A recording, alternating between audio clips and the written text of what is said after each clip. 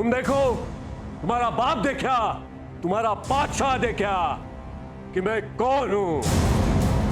आपने हुकूमत कैसे हथियाई है ये सारा जहां जानता है, लेकिन इस हुकूमत का गलत फायदा उठाकर हिंदुओं का देश, हिंदुओं का स्वराज और उनके धर्म को नेस्तो नाबूद करने का ख्वाब मत देखिए, क्योंकि इस घिनौने ख्वाब और आपके बीच में ये शिवाजी नाम की दीवार खड़ी है।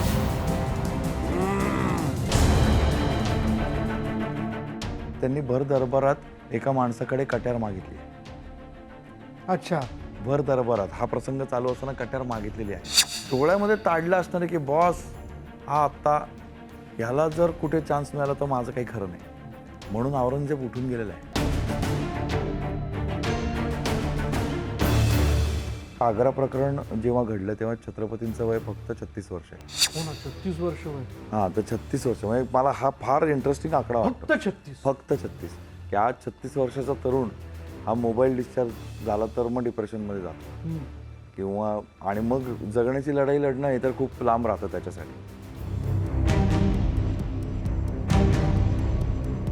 त्या अशा सिच्युएशनमध्ये अडकल्यानंतर संयमाने धीर न जाऊ देता, एकही रक्ताचा थेंब न सांडता सगळे मावळे सुखरूप म्हणजे स्वराज्यात पोचलेले आहेत। तर मला असं वाटतं ही खूप मोठी गोष्ट या स्वारी आग्राची।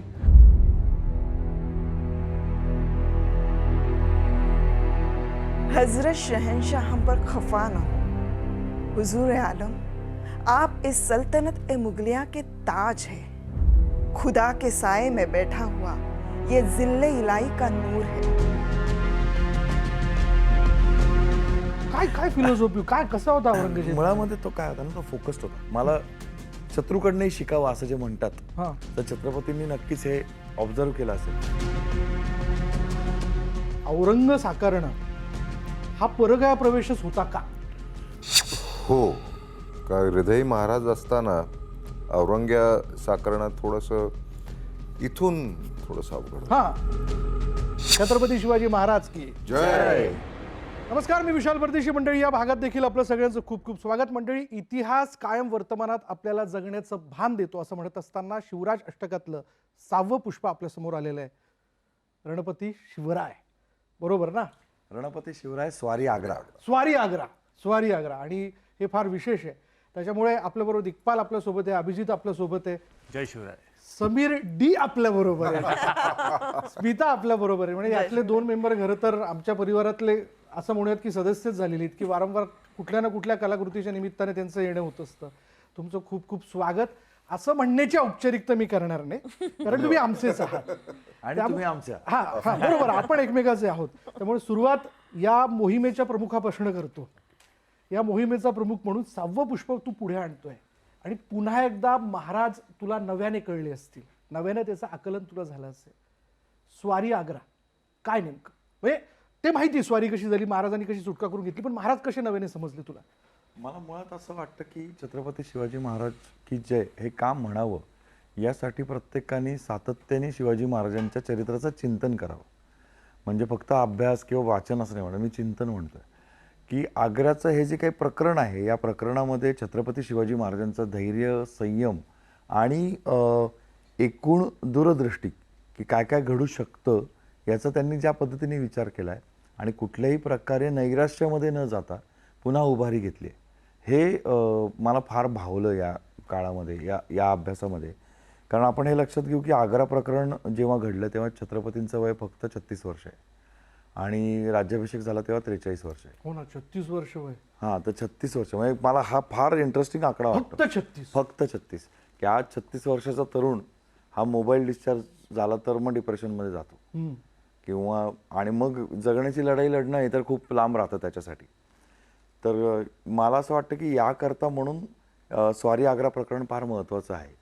आज आपण एंटरप्रेन्योरशिप किंवा या सगळ्या गोष्टींबद्दल बोलतो, तर ज्या वयामध्ये स्टार्टअप्स सुरू होतात तशा पद्धतीने स्वराज्याची सुरुवात जर झाली असं म्हणलं तर एका अर्थाने वावगं ठरलं। काय उदाहरण दिलं तू? आजच्या वेळेतलं उदाहरण आहे? हां, तर नाही, मला हे रिलेट करावं असं वाटतं, तरच उपयोग आहे ना। इतिहास आपल्याला आज जगाला शिकवत नसेल तर मग ती पोथे पुराणं होती। आणि छत्रपतींचा इतिहास आपल्याला रोज जगायला शिकवतो. असं माझी काय आमच्या सगळ्या टीमचं हेच मत आहे की छत्रपतींचा इतिहास आपल्याला जगायला शिकवतो. तर त्यामुळं 12 किल्ले फक्त त्यांच्याकडे उरलेत आणि परत आल्यानंतर 43व्या वर्षी जेव्हा राज्याभिषेक झाला महाराजांचा त्यावेळी त्यांच्याकडे 323 किल्ले आहेत. केवळ 7 वर्षात एवढी मोठी उभारी त्यांनी घेतली. तर ही जी भरारी घेणं आहे याची मुळं त्या आग्रा प्रकरणात आहेत. त्यांनी साकल्याने मुघल साम्राज्याचा, तिथल्या राजवटीचा, तिथल्या प्रशासनाचा अभ्यास केलेला आहे. त्याच्यातले लूपहोल्स शोधून मग सुटका करून घेतलेली आहे. तिथल्या राज्यकर्त्यांच्या मनोवृत्तीचा अभ्यास करून जनतेशी कसं वागायचं नाही हे त्यांनी ठरवलेलं आहे. आणि मग आपल्याला स्वराज्याचं सुराज्य झालेलं दिसतं.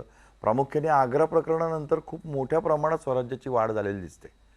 त्यामुळे हे जे अभ्यास करणं आहे शिवरायांचं की मी आजूबाजूच्या परिस्थितीचा सातत्याने अभ्यास करत राहतोय. म्हणजे कैदेच्या संकटात सुद्धा ते सगळं निरीक्षण करत होते. अगदीच करत होते. आपल्याला पुढच्या इतिहासातनं तेच दिसतं आणि त्यामुळेच ते लूप होल्स कुठे आपल्या स्वराज्यात राहणार नाहीत याची काळजी त्यांनी पुढे घेतलेली दिसते. अभिजित, छत्रपती साकारणं ही फार मोठी जबाबदारी तसं पाहायला गेलं. म्हणजे सुभेदारमध्ये तू यापूर्वी रोल केलेला होता, इतरही वेगवेगळ्या कलाकृतींमध्ये तू भूमिका साकारलेल्या आहेत. पण तुला समजलेले जाणवलेले छत्रपती काय आहेत? मला ह्या सिनेमाच्या माध्यमातून जाणवलेले की संयम त्यांचा किती असेल. एवढी मोठं खरं तर ही गोष्ट होती की आलोय, एक तर स्वाभिमान जिथे आला तिथे एक तर ते स्वारी म्हणून गेले होते. दुसरी गोष्ट ती गोष्ट नाही झाली सक्सेस. तर त्या अशा सिच्युएशनमध्ये अडकल्यानंतर संयमाने धीर न जाऊ देता सोबत जे मावळे होते 300 मावळेसुद्धा, आणि सगळ्यात मोठी गोष्ट अशी जेव्हा ते बाहेर पडले तेव्हा एकही रक्ताचा थेंब न सांडता सगळे मावळे सुखरूप म्हणजे स्वराज्यात पोचलेले आहेत. तर मला असं वाटतं ही खूप मोठी गोष्ट आहे या स्वारी आग्र्याची. आणि ह्या पूर्ण एकंदरीतच मला असं वाटतं की स्वराज्यासाठी त्या माणसाचं कर्तृत्व काय असेल तर प्लॅनिंगचा भाग असा होता. एकतर ते तिथून बाहेर जेव्हा पडले तेव्हा ते उत्तरेला गेले, दख्खनच्या दिशेला गेले नाही. त्याचा हे असं होतं की सगळे मुघल दख्खनच्या दिशेला जातील पाठलाग करायचं म्हणून, आणि आपण मागे आलेलो असू. ते मथुरेला गेले पहिले. मथुरेला गेले, त्याने वळसा बसला. पण झालं असं की जोपर्यंत ते जाऊन परत आले तोपर्यंत मग हे स्वराज्यामध्ये पोहोचले होते महाराज. तर मला वाटतं ही खूप मोठी गोष्ट आहे. त्यात दुसरी गोष्ट की शंभूराजांना काही दगाफटका होऊ नये म्हणून त्यांनी त्यांना मथुरेत ठेवलं. राजगडी परतल्यानंतर तिथे त्यांनी सांगितलं की शंभूराजे प्रवासामध्ये दगावले. त्याच्यानंतर त्यांचे दिवस सुद्धा घातले. मग इथे औरंगजेबाला कळलं की अरे शंभूराजे तर गेले. तो तिथे आनंदी झाला आणि मग शंभूराजे परतलेले आहेत राजगडावर.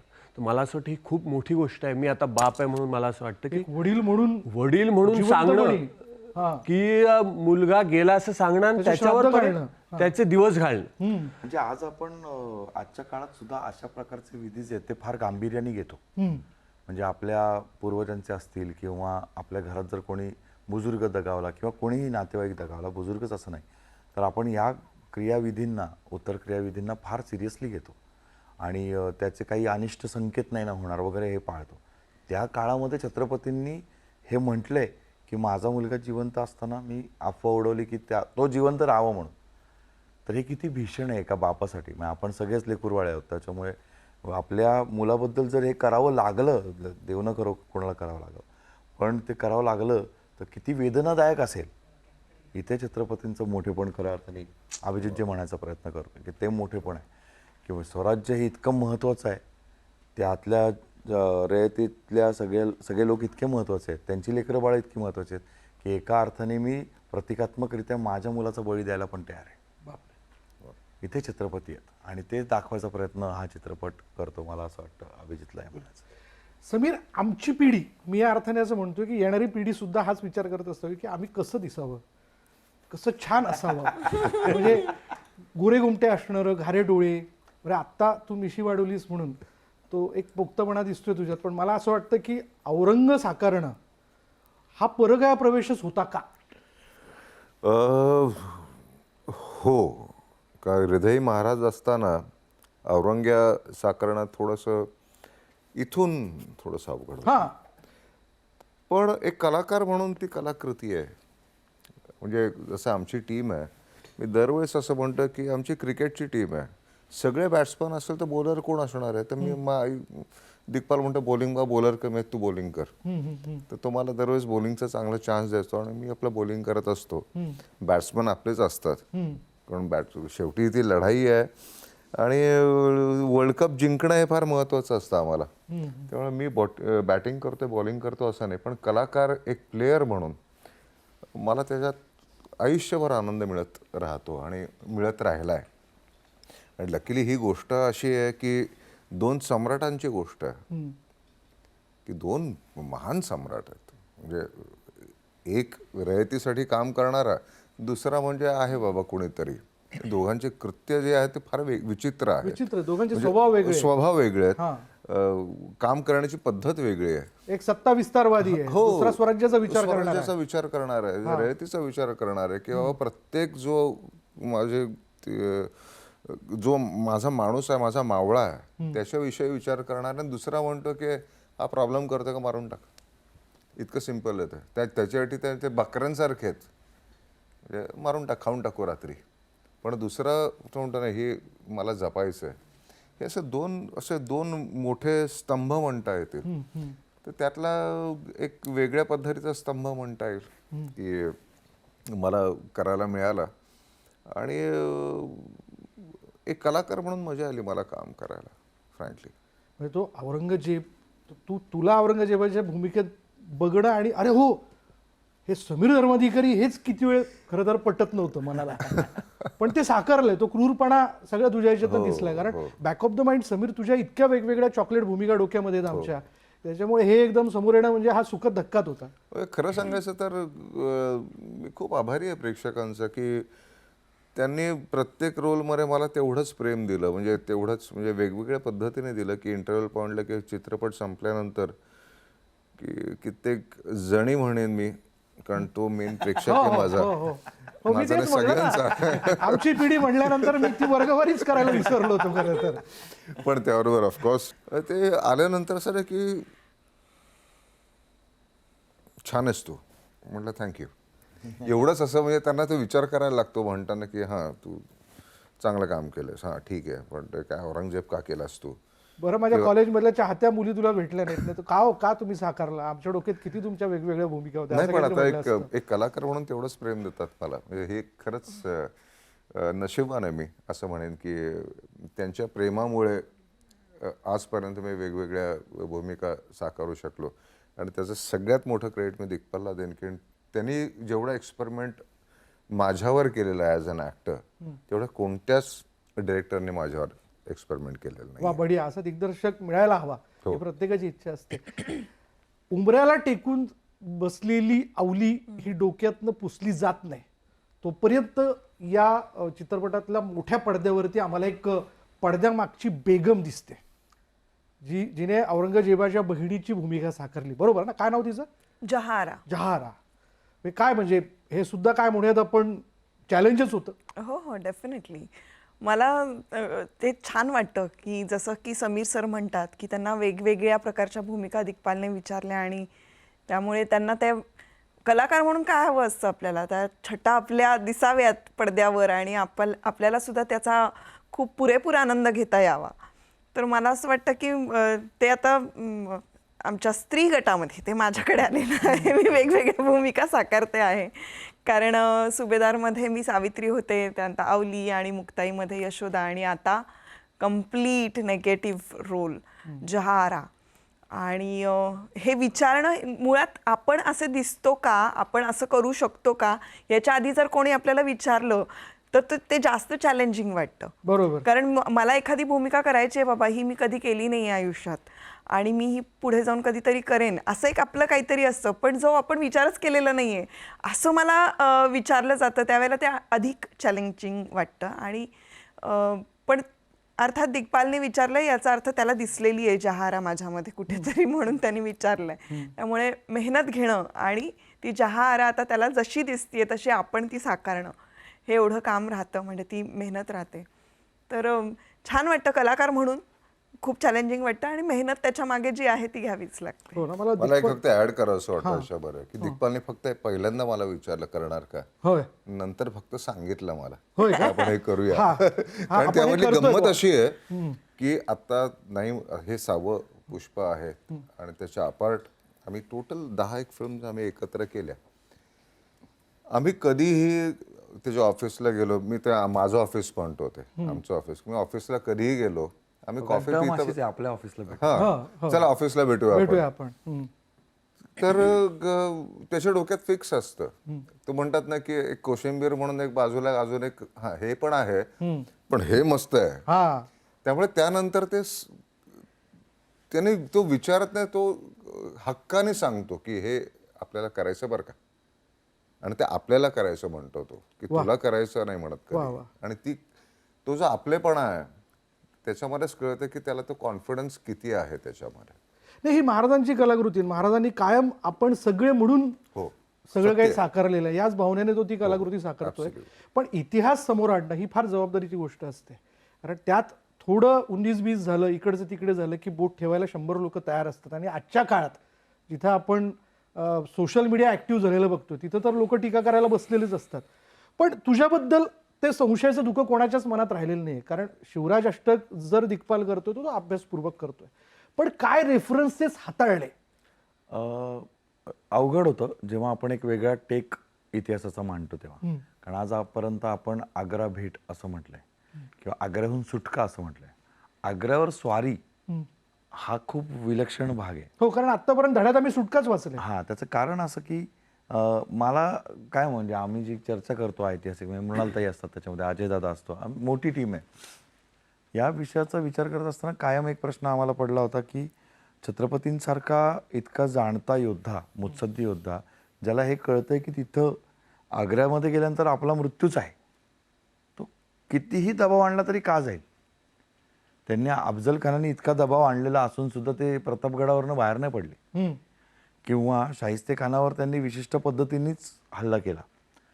त्यामुळे मला असं वाटलं की शाहिस्ते खान आणि अफजल खान ही 2 उदाहरणं पाहता शिवछत्रपतींनी हा विचार केलेला असू शकतो की शाहिस्ते खानासारखं त्याच्या भाच्यावरती पण काही हल्ला करून किंवा आक्रमण करून दिल्लीची सत्ताच हस्तगत करता आली तर. आणि एक कॅल्क्युलेटिव्ह रिस्क आपण म्हणतो, तर छत्रपतींनी अशा रिस्क आधी घेतल्या, त्यामुळे ते असं करणार नाहीत असं आपण म्हणू शकत नाही. याला दुजोरा देणारे काही छंद पहिल्यांदा वाचनात आले. बरं. ते 2 छंद आम्ही दाखवले सुद्धा आहेत. म्हणजे दाखवले अशासाठी म्हणतो की ते प्रसंगांना खालती तो छंद वाजत असतो, त्याचा ब्रज भाषेतले शब्द येतात, त्याचे मराठी भाषेतले शब्द येतात आणि इंग्रजी भाषेतलं सबटायटल सुद्धा येतं. बर. की जेणेकरून त्या छंदांचा अर्थ वरच्या प्रसंगामध्ये लागावा. तर या छंदांमध्ये कविराज भूषणांनी वारंवार छत्रपती शिवाजी महाराज हे द्वंद्वाच्या आवेशाने बादशाहच्या तख्तापर्यंत पोचले आहेत असं म्हटलेलं आहे. बर.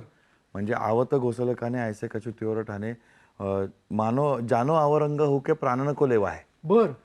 असं त्याची पहिलीच वेळ आहे जी आता जो गाजतोय छंद. हो, छंद गाज. तर त्या छंदामध्ये त्याने असं की आवत घोसलखाने म्हणजे घोसलखान्यामध्ये येतात, मुळात हे घोसलखान्यात घडलं, दिवाणे आम किंवा दिवाणे खासमध्ये नाही, नाहीच, हे खूप जणांना माहिती नाही. अच्छा, कारण आपण दिवाने आम आणि दिवाणी खास असंच. आता घोसलखाना नावाचा अजून एक तिसरा दरबार होता, ज्याच्यामध्ये औरंगजेबाने फार यथेच्छ सोयीसुविधा करून ठेवल्या होत्या. पाण्याचे पडदेच काय, आत्ताच्या भाषेत बोलायचं स्विमिंग पूलच काय, रोषणाई काय, मग क्रिपर्स ज्याला म्हणतो आपण तशी क्रिपर्स काय, असं बरंच आम्ही ते करायचा प्रयत्न केलाय सगळं. तर हे सगळं मुघली शान शौकत त्याला ते दाखवायची असेल म्हणून त्या दरबारात त्यांनी शेवटी अत्यंत खास माणसांना बोलवलं होतं आणि तिथे हा प्रसंग घडला.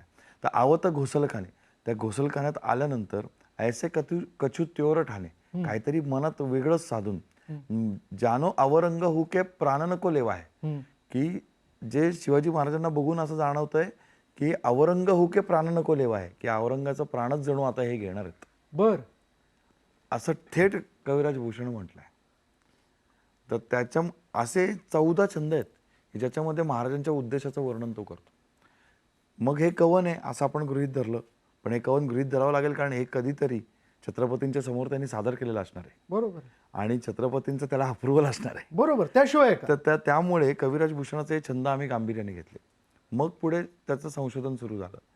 मग सर यदुनाथ सरकारांच्या एका ग्रंथामध्ये असं सापडलं की त्यांनी भर दरबारात एका माणसाकडे कट्यार मागितली आहे.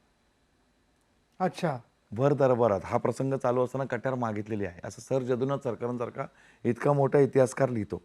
त्याच्यानंतर आपण इतिहासाचार्य विका राजवाडांच्या शोधप्रबंधाकडे येतो. त्याच्यामध्ये त्यांनी थेट असा दावा केलेला आहे की छत्रपतींनी याच्याकरता हा तह मान्य केला की मला आग्र्याला जायला मिळेल आणि मग मी जे करायचं ते करेन. अच्छा, म्हणजे ते ठरवूनच होते. अशा प्रकारे विविध साधनांमध्ये तुम्हाला तर माहिती आहे की मी एका साधनावर कधी अवलंबून राहत नाही, पण आपल्याला 4 साधनं समोर दिसत आहेत की जी धडधडीत म्हणतायत की छत्रपतींचा कदाचित असा प्रकारचा काहीतरी एक उद्देश असावा. आणि मग आम्ही त्या दिशेने अजून संशोधन करत गेलो. मग सभासद बखरीमध्ये परत त्या कटारीचा उल्लेख सापडला की भर दरबारात त्यांनी कटार मागितली होती. आणि मग आम्ही हे ठरलं की मग स्वारी आग्रा म्हणायला हरकत नाही. वा. आपले जरी राजे असतील आणि आपण त्यांना देवासारखं पूजत असू तरी तार्किकतेच्या जोरावर ते प्रूव्ह होतंय, मगच आपण हे म्हणूया. आणि मग ते म्हणायला आम्ही आता सज्ज आहोत की स्वारी आग्रा हे ठरवलं होतं महाराजांनी की आग्र्यावर स्वारी करायची. आणि मग अर्थात समोरचा माणूस काही लेचापेचा नाही आहे. समोर औरंगजेबासारखा महान कावेबाज कुटील राजकारणी बसलेला आहे जो यांच्या पुढे आहे विचारांमध्ये, त्यांच्या बरोबरीने आहे. मग ते टसल जी आहे ना बुद्धिमत्तेची की शह काटशह तो मांडण्याचा प्रयत्न केला की छत्रपतींचा विचार, त्याच्यावर औरंगजेबाचा शह, मग यांचा काटशह, असं करत करत त्याला इतकं माहिती आहे की छत्रपती काही साधी गोष्ट नाही आहे. संपूर्ण जगातले पाहुणे जिथे आले आहेत तिथे तो तडफडत होता छत्रपतींना समोर बघायला की कोण कोण नव्हता आला. इराणचा राजा आला होता, ग्रीसचा राजा मखतूत आला होता तिथे, ह्याचा काबूलचा महम्मद अंशा आला होता, अबुल फिदा गनी आला होता. एवढे मोठमोठे जगत जे ते राज्यकर्ते तिथे वाढदिवसाला आलेले आहेत. आणि औरंगजेब तडफडतोय कशासाठी, शिवाजी महाराज कधी दिसतात मला. बर. म्हणजे काय पावर. बरं, परत एकदा आपण विचार करू, तडफडतोय कोणासाठी, शिवाजी महाराजांसाठी ज्यांचं वय 36 वर्ष आहे, तरुण आहेत. एका तरुणासाठी तो तडफडतोय की त्याला मी कधी नीचा दाखवतोय आणि त्याला कधी शिक्षा करतोय. याच्यासाठी ते जे काही राजकारण आहे ना सगळं, त्याच्यात त्यांनी ते डोळ्यामध्ये ताडलं असणार की बॉस हा आत्ता ह्याला जर कुठे चान्स मिळाला तर माझं काही खरं नाही. म्हणून औरंगजेब उठून गेलेला आहे दरबारातून. तत्क्षणी, ज्या क्षणी महाराजांनी गर्जना केली त्या क्षणी औरंगजेब उठून गेलेला आहे. हे सगळं पाहता फार विलक्षण वाटलं मला या दोघांच्या मानसिकता तपासून पाहणं आणि त्यातनं शिकणं की छत्रपतींची जी मानसिकता आहे तिथे स्वराज्यासाठी किंवा अखिल हिंदुस्थानमधल्या सर्व माणुसकीसाठी म्हणून ते जे झगडले तिथे जाऊन किंवा ज्या पद्धतीने त्यांनी रिटॅलिएट केलं, शाब्दिक असेल पण रिटॅलिएट केलं. आणि एक हा जो क्रूरकर्म आहे जो ते सगळं गिळंकृत करू पाहतोय, याच्यामध्ये त्यांनी मग तो प्लॅन फसणं आणि मग त्या फसलेल्या प्लॅनमधनं पुन्हा एकदा उभारी घेणं हे फार विलक्षण आहे. आग्रा प्रकरणामध्ये हा संघर्ष मांडण्याचा प्रयत्न स्वारी आग्रा करतो. अभिजित, तुझ्यापूर्वी जी 5 पुष्प आहेत त्यातले छत्रपती वेगळ्या अभिनेत्रीने साकारलेले होते. मग जेव्हा तुला छत्रपती साकारायचं असं तुला कळलं, दडपण होतं, म्हणजे मी हा जो प्रयत्न करतोय तो यशस्वी होईल नाही होईल अशी काही शंका मनात होती? दडपण होतंच. म्हणजे ते शूटिंगच्या पहिल्या दिवसापर्यंत होतं. कारण नाटकाचं कसं आपण किती रिहर्सल केली तर पहिल्या प्रयोगाला जी भीती वाटते ती भीती वाटत होती. आणि मला असं वाटतं ती भीती जरुरी आहे, ती गरजेची आहे. कारण तेव्हा अलर्टनेस वाढतो अजून. आणि या प्रोसेसमध्ये दिग्पाल सरांचा माझ्यावर विश्वास होता. आणि 2.5-3 महिन्याची प्रोसेस असल्यामुळे त्या प्रोसेसमध्ये सगळं साध्य करता आलं की काय बॉडी लँग्वेज पाहिजे, काय वाणी संस्कार झाले, काही स्पीच पाहिजे. वर्कशॉप घेतले तुम्ही? हा, वर्कशॉप म्हणजे इंडिव्हिज्युअल झाले. आणि प्रत्येक वाक्य गणिक मी म्हणेन, प्रत्येक सीन गणिक, आधी काय घडलंय नंतर काय घडलंय, एक क्रोनॉलॉजी असेल, त्या सीनच्या आधी महाराजांच्या आयुष्यात काय काय घडामोडी घडलेल्या आहेत महत्वाच्या, त्या सगळ्याचा विचार करतात. त्यामुळे मला असं वाटतं की ते जरा सोपं गेलं. पण मग समीर, तो लहेजा पकडणं, उर्दूचा स्पर्श असणारा, म्हणजे आपला विचारही मराठीत आहे, स्वप्न देखील मराठीतनंच पडतं आपल्याला, पण त्यात तो लहेजा पकडणं आणि त्या पद्धतीने औरंगजेब साकारणं, म्हणजे काय नेमकं केलं? मला वर्षानुवर्ष जगजीत सिंग हे भयंकर आवडते गायक आहेत. त्यांच्या गझला ऐकत मी तरुणाचा पुरुष झालो असं म्हणेन मी. वा वा वा वा एकदा एक स्वतंत्र बैठक घ्यायला लागते घ्यायला लागते म्हणजे मला. आणि ते ऐकता ऐकता असं होतं ना की जे कानी पडतं, म्हणजे आजही स्क्रिप्ट मी वाचत नाही, त्याचं कानी पडतं ते मला अख्ख्या चित्रपटभर पुरतं. ही कुठेतरी देणगी म्हणा किंवा तो माझा वीक पॉइंट असेल की प्लस पॉइंट आहे मला माहीत नाही आहे. तर त्या गझला ऐकत ऐकत कित्येक वेळा असं, आणि हिंदी भाषा ही माझ्या कॉलेजमध्ये 90% ऑलमोस्ट हिंदी भाषिक होते. तर माझ्या वर्गात असल्यामुळे त्यांना अट्टहास का करायचा बाबा तू मराठीच बोल म्हणून. कम्युनिकेट करणं फार महत्त्वाचं असेल, सबमिशन्स असायचे, बाकी खूपशा गोष्टी असायच्या. तर कळत न कळत ती भाषा म्हणता येईल की ती अंगवळणी पडली. पुढे मला माहीत नव्हतं की मला जाऊन अभिनय करायचा आहे, हिंदीमध्ये करायचा आहे. तर हिंदी लकीली अंगवळणी पडली होती. मधल्या काळामध्ये इतकं हिंदीमध्ये काम करणं झालं, जसं म्हणलं विचार, थिंकिंग प्रोसेस माझी हिंदीमध्ये व्हायला लागली होती. एवढं झालं होतं की मराठी काम करताना अरे यार इसका क्या है यार असं व्हायला लागलं माझं. तर आणि अडलेल्या गोष्टी, काही खूप छान मित्र आमचे आहेत की ऐकताना एखादा बाबा तासेर ह्याचा काय रे कासेद म्हणजे काय. तर आमचे खूप मित्र आहेत. नासिर खान एक खूप छान जवळचा मित्र आहे, त्याचं आवर्जून मी उल्लेख करतोय की नासिरला विचारणं व्हायचं की यार नासिर ये कासेद क्या होता है, कासेद क्या आते आते खत एक और लिख दूं. हो हो. तर तू आता बोलताना सुद्धा इतकी क्लॅरिटी तुझ्या बोलण्यात. तर ते करताना म्हणलं अरे वो पोस्टमॅन है यार, कासेद क्या आते आते खत एक और लिख दूं. वा. वो जानती है मैं जानता हूँ वो क्या लिखेंगी जवाब में. जवाब ऐकला का? जवाबचा उच्चार ऐकला का? तर ते ऐकून ऐकून खरं सांगायचं तर शब्दावरचं वजन सॉलिड आहे त्याचं. नाही म्हणजे कसं आहे ना की मला कित्येक वेळा म्हणतं की आपल्या भाषेमध्ये की माझं तुझ्यावर प्रेम जडलंय, मुझे आपसे मोहब्बत है, याच्यामध्ये जो जी गंमत आहे जमीन आसमानाचा फरक आहे तो आहे. तर त्याच्यामध्ये असं प्रेम व्यक्त करण्याची जी आहे ती खूप रोमॅन्टिक भाषा आहे ती. त्यामुळे मी तेव्हा जस्ट नुकताच पहिल्या आणि शेवटच्या प्रेमात पडलो होतो माझ्या बायकोच्या. कारण त्यानंतर किंवा त्याच्या आधी मला कोणी प्लीज हे वाक्य बदला, पहिला आणि शेवटचं. याचे फार वेगळे परिणाम असू शकतात. नाही ते वेगळं. पण त्यांनी नॅशनल टेलिव्हिजन ते क्लिअर करून टाकलंय, पहिला आणि शेवटचं. कारण मला गॅरंटी नव्हती पुढे काय होईल बाबा, पोरगी मिळेल का नाही माहित नाही बाबा, आहे आणि ती अप्रतिमच आहे, no no no no doubt about it. तर तेव्हा त्या गझला ज्या होत्या त्या इतक्या सुंदर ऐकत ऐकत ते गेलं आणि ते कुठेतरी कामी पडलं एका पॉइंटला असं म्हणता येईल. तू पण मुलाखती घेतेस, त्याच्यामुळे मला तुला वेगळं काय विचारायचं याचं टेन्शनच येतं खरं. हा म्हणजे ही पण पॉडकास्ट करतेच ना, हिचे पॉडकास्ट फार वैविध्यपूर्ण असतात. म्हणजे माणसाच्या जगण्यापासून तर भविष्यापर्यंत असं सगळंच काही. पण ही जी जहान आहे, जहारा बघ ना, आपल्याला औरंगजेब माहिती आहे, पण त्याच्या आजूबाजूची असणारी ह्या ज्या व्यक्ती होत्या ह्या फारशा इतिहासात त्याचे संदर्भ नाही आहेत किंवा आपल्याला ते ठाऊक नाहीत किंवा आपल्यापर्यंत ते पोहोचले नाहीत. काय नेमकी कशी ही जहारा? सुरत लुटली होती जिची, ती बेगम जहारा. म्हणजे मला असं वाटतं महाराजांनी सुरत लुटल्यानंतर तिचं ते उत्पन्नाचं साधन होतं आणि ती एकदम थाटात तिथे राहत होती आणि अचानकपणे तिच्याकडनं ते सगळं गेलं. त्याच्यामुळे तिच्या मनात तो सगळा राग धगधगत होता. त्यानंतर तिला जेव्हा औरंगजेबाच्या इथे येऊन राहावं लागलं आणि तेव्हा तिला लक्षात आलं की अरे खुद्द महाराज आता इथे येणार आहेत, तर त्यावेळेला तिला असं झालं होतं की आता सोडायचं नाही. त्यामुळे तो जो तिचा राग होता, तिला बदला घ्यायचा होता, तो आता पूर्ण होणार. ज्याने माझं राज्य लुटलं, ज्याच्यामुळे मला ह्याच्या दारात येऊन पडावं लागलंय. तर मला असं वाटतं की ती जहारा किती कटकारच, आणि मुळात ती औरंगजेबाची बहीण होती. त्याच्यामुळे असा विचित्र होता की त्याला बहिणीवर पण विश्वास नव्हता. तो फारच असुरक्षित भावनेत असायचा म्हणे आयुष्यभर.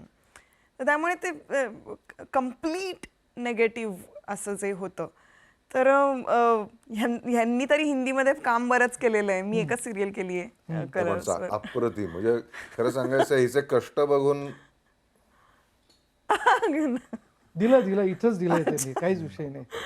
मुळात आपण दिसतो का ह्याच्यावर मला एक असा खूप आधी संभ्रम होता की माहिती नाही मी त्या पेहरावात कशी दिसणार आहे. कारण आपण हे कधी घातलेलंच नाहीये ना कुठल्याही माझ्या शाळेत किंवा कॉलेजमधल्या कुठल्या नाटकात कुठल्याही प्रसंगामध्ये आपण कसं दिसतोय माहीतच नाहीये. बाकी सगळं करून झालं होतं, हे करूनच झालं नव्हतं माझं. त्यामुळे थोडंसं मला असं वाटत होतं. पण काय म्हणतात ते दिसले मी. आणि भाषेवर काम करणं हे फार महत्त्वाचं होतं. यांच्यासाठी मी म्हणाले तसं ते सोपं होतं, माझ्यासाठी खूप अवघड होतं. पण आमचे जे प्राध्यापक शामराव जोशी आहे ज्यांच्याकडे मी वाणी संस्कार शिकते, तर त्यांनी उर्दूचं ते करून घेतलं. जेवढा माझा पाठ होता तेव्हा तो करून घेतला. त्यांनी काही डिक्शनरी दिली, काही शब्द मला नवीन उदाहरण नवीन दाखल कळले. एखादं वाक्य. तिथे लांबलचक जे अरे हा समीरकडनं पण घेणार फार आपण. सुंदर सीन येतो की ती हट्ट धरून बसलीये, खूप रागात बोलते आणि ती त्याची अक्कल काढते. बर औरंगजेबाची अक्कल काढते की तू मला याचा न्याय दिला पाहिजेस. आणि त्याच्यावर औरंगजेब म्हणतो की हे सगळं शहेनशाह ठरवतील, तू नाही अक्कल शिकवायची. बर फार मला सुंदर तो scene. पूर्ण डायलॉग आहे. मी एक वाक्य फक्त म्हणून दाखवते कारण तुम्हाला कळावं ते. हजरत शहनशाह हम पर खफा न हो, हुजूर आलम आप इस सल्तनत ए मुगलिया के ताज है, खुदा के साए में बैठा हुआ ये जिल्ले इलाई का नूर है. एवढे करायला वेळच लागला. आणि याच्या पुढे म्हणजे ओके नासिरनी मला त्या गझलांचं सांगितलं होतं, हा कुठून वेगवेगळे शब्द काढून आणतो. तिथे आम्ही सुद्धा म्हणजे एक काहीतरी फार वेगळंच होतं. आणि असं मी पूर्ण असं बेरिंग मध्ये की असं हो चायला काय रे तो शब्द आहे असं मराठी व्हायचं तेव्हा. नाही, पण समीर तो प्रमोदला तुझा लुक बघितला ना, तो असा खाली आहे आणि म्हणजे प्रोफाईल तुझी अशी शॅडो मध्ये थोडीशी. आणि अगर इसका दुश्मन ये होगा तो उसके साथ क्या करना चाहिए, तो फार Actually क्लिअर. तो फार सुंदर आहे. आम्हाला खूप सुंदर लकब त्याच्यामध्ये सापडली औरंगजेबाची. म्हणजे आपण शोधत असतो ना कलाकार म्हणून, तर आणि आमचं फार छान जमतं छान ते. आमचं. आणि मी त्यांना असं म्हटलं की आपण एक गंमत करूया की औरंगजेबाच्याकडे कोणी वर बघायचं नाही अशी पद्धत होती. अच्छा हा हा अशी नजर खाली. दरबारात नजर खालीच त्यांनी तर त्याच्याकडे नजर खाली घातलेल्या माणसाच्या डोळ्यात सुद्धा तो वाकून बघतो. हा आणि मग त्याला कुठे बघावं अजून त्या माणसाने बापरे. इतकं. माझ्याकडे आणि बघ, जे असं ते सिनेमात जे बघतो ना, असायचं म्हणजे पहिल्यांदा जेव्हा केला आम्ही ऋषी सक्सेना बरोबरचा सीन होता तो फार सुंदर काम केलं ऋषी सक्सेनाने. मला पुनीत सर यांच्याबद्दलही बोलायचं. रामसिंगचं काम ऋषी फार सक्सेना सुंदर. तर तो मान खाली घालून उभा आहे आणि ते विचारतात की शिवाजी की जिम्मेदारी कौन लेगा. आणि तो खाली मान घालतो रामसिंग. ते अजून खाली वागतात आणि त्याच्या नजरेत बघून कौन लेगा जिम्मेदारी. ते इतकं मी मॉनिटरवर बसलो तर माझा सरसरून काटा गेला अंगावर. म्हणलं काय नजर आहे. आणि फोकसची फार जबरदस्त खेळलेत ते मजा आली. ऍक्टर फोकसची. मला पुनीत सर यांच्याबद्दलही बोलायचं आहे. मला फार कौतुक वाटतं तुझं की हिंदीच्या पडद्यावरचे हे जे चेहरे आहेत तू या वेगवेगळ्या भूमिकांमधून आणले. सगळ्यात पहिल्यांदा ज्यावेळेस तू त्यांना भेटला होता हे पुनीत सर म्हटल्यानंतर आम्हाला अगदी रामसे बंधूतल्या चित्रपटातल्या त्या बलदंड नायकापासून तर अगदी दुर्योधनापर्यंत असं सगळं आठवतं आम्हाला. आणि पण ह्यात त्यांना हे बघणं म्हणजे फारच आश्चर्याचा धक्का होता आमच्यासाठी. फॅन मोमेंट होते आमच्यासाठी पण की म्हणजे महाभारत अगदी बालपणी पाहिले आपण. आणि त्यातलं दुर्योधन आणि ते अजूनही मनात आहे. आणि त्यांना भेटतोय हा एक पहिला भाग होता. आणि मिर्झा राजा जयसिंग या भूमिकेसाठी त्यांना निवडलं होतं की छत्रपती शिवाजी महाराजांना त्यांच्यावरती दबाव आणणारा माणूस किती पॉवरफुल पर्सनॅलिटीचा असेल. तर त्यामुळे त्यांचं नाव स्वाभाविकपणे पुढे आलं. 2-3 जी मोठी नावं आली त्याच्यामध्ये त्याच्यातलं त्यांचं नाव प्रामुख्याने पुढे आलं. पहिल्याच भेटीमध्ये ते स्वतः इतिहासाचे विद्यार्थी आहेत. म्हणजे त्यांनी मास्टर्स केलंय इतिहासामध्ये. तर त्यामुळे त्यांनी मिर्झा राजा म्हणल्या ते प्रेमातच पडले एकदम.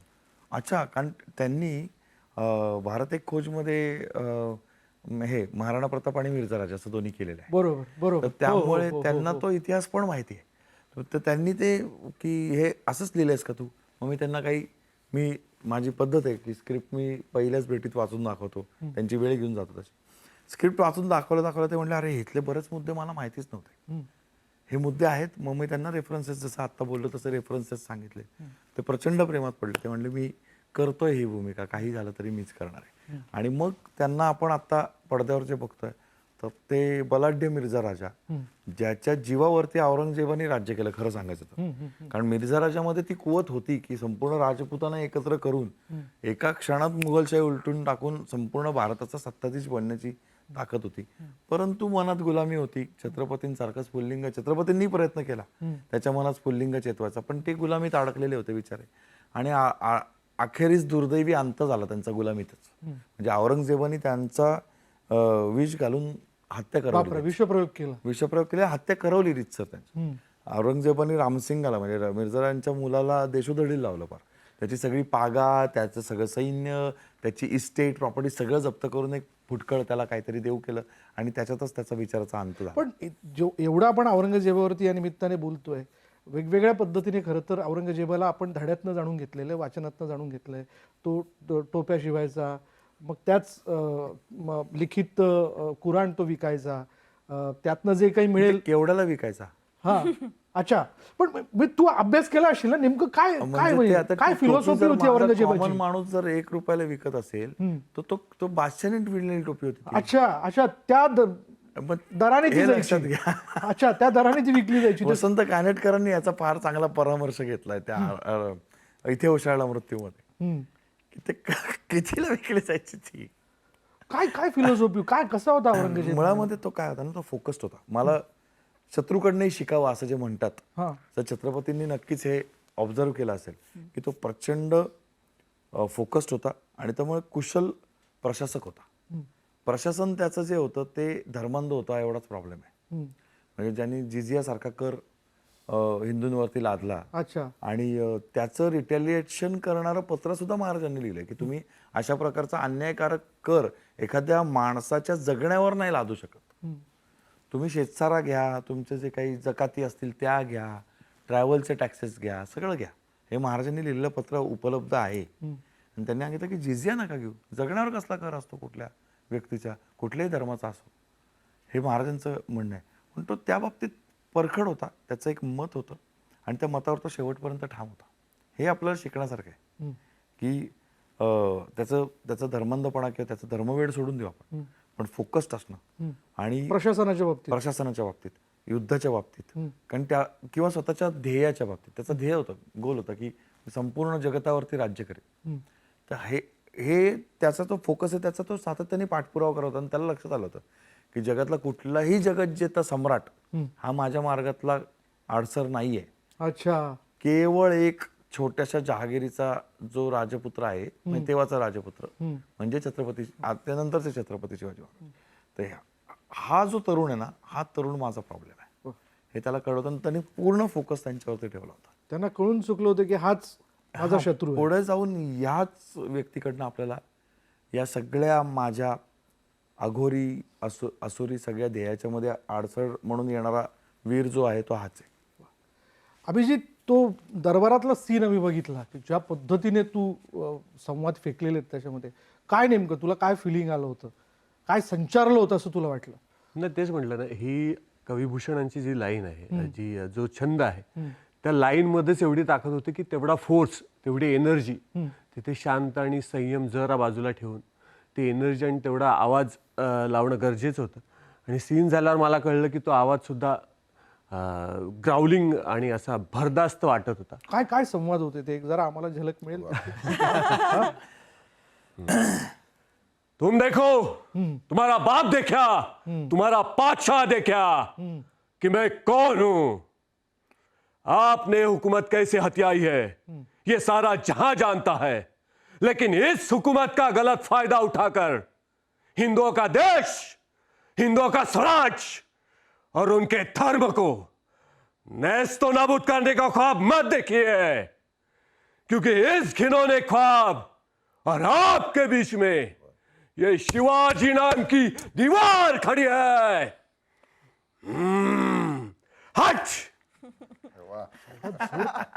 त्यावेळी लावला तोच जोर आत्ता लावलास तू. क्या बात आहे बॉस.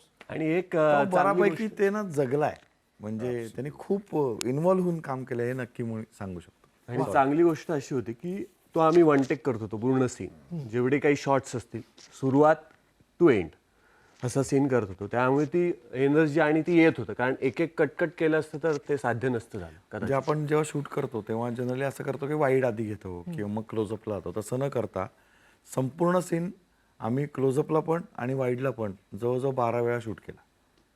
त्यामुळे ती एनर्जी त्याला मेंटेन करता आली. वा 12 वेळेस जोरदार. मी अजय पुरकरला खरं तर मिस करतो या चर्चेत. अजय कायम असतो चर्चेमध्ये, पण ठीक आहे, हरकत नाही. अजय बाबा, आम्ही तुझी आठवण काढली नाही एवढं लक्षात ठेव.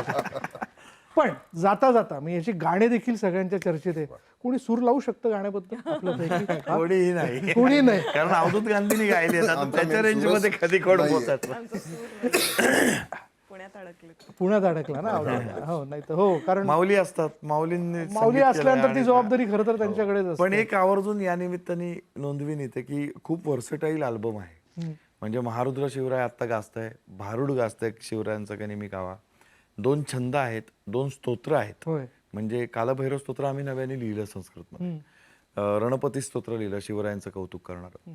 त्याच्यानंतर अभंग आपण प्रत्येक चित्रपटात घेतोच. जगद्गुरू तुकाराम महाराजांचा अभंग आपण याच्यामध्ये घेतलेला, भेटी लागे जीवा, आणि खूप अत्यंत हळव्या क्षणी तो अभंग वाचायला सुरुवात होते आणि डोळे पाणाल्याशिवाय राहत नाहीत.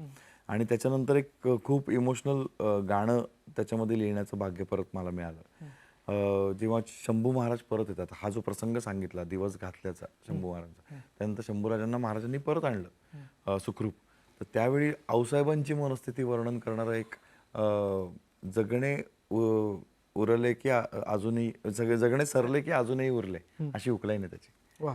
तर ते अशा प्रकारचे जवळजवळ 8 ते 9 सुंदर गाणी या निमित्ताने आपल्याला अनुभवायला मिळतील असं मी नमूद करू इच्छितो. बढिया.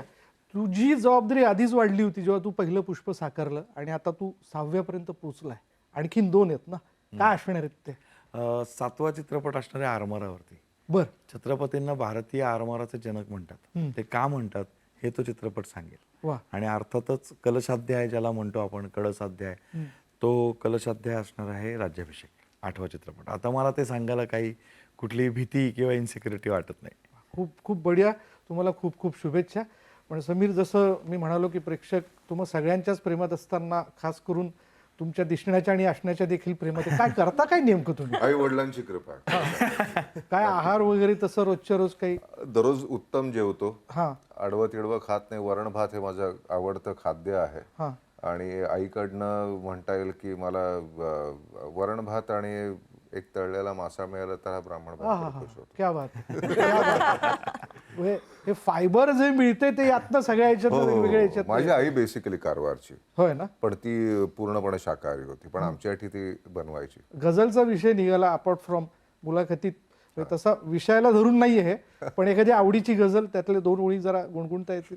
आज जाने की जिद ना करो, आए मर जाएंगे, पूरे लुट जाएंगे, ऐसी बातें किया ना करो, आज जाने की जिद ना करो. नाही, गप्पांनंतर माझ्या मनात देखील आहे की तुम्ही जायचा आग्रह करू नका. पण चला, पुन्हा एकदा नव्या निमित्ताने तुम्ही सगळे भेटा, याच शुभेच्छा आणि हाच स्वार्थ या ठिकाणी मी व्यक्त करतो. जाता जाता छत्रपती शिवाजी महाराज की जय.